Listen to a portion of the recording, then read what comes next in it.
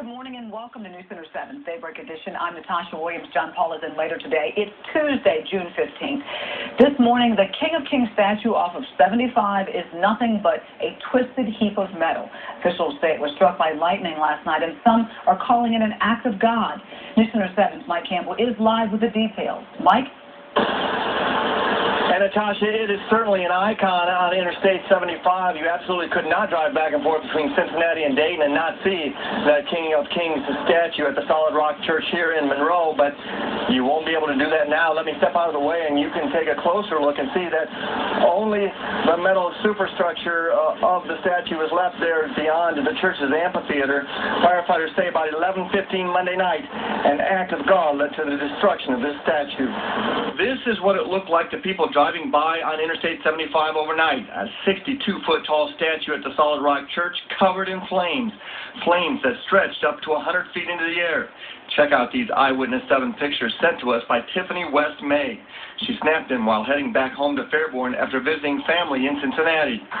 Firefighters had their hands full right from the start. The 62-foot tall statue only looked like it was huge and metal. It was actually only metal underneath. The entire outer shell is made of wood and styrofoam and then covered in fiberglass and resin, all extremely flammable. The entire structure fully engulfed.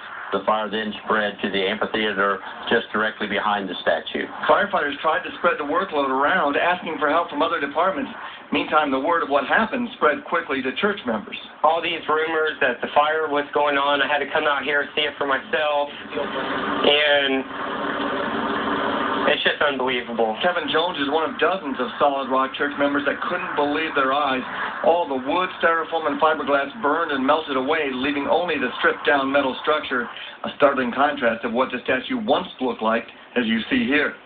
Many members say there's no doubt in their mind God is trying to get their attention with this lightning strike. And it's a sign from God that we need to learn something as Christians as a whole, that we're not doing something right. It scares me, like, it really does. I just think about what that symbolizes, and to me that's a sign, and not a good one.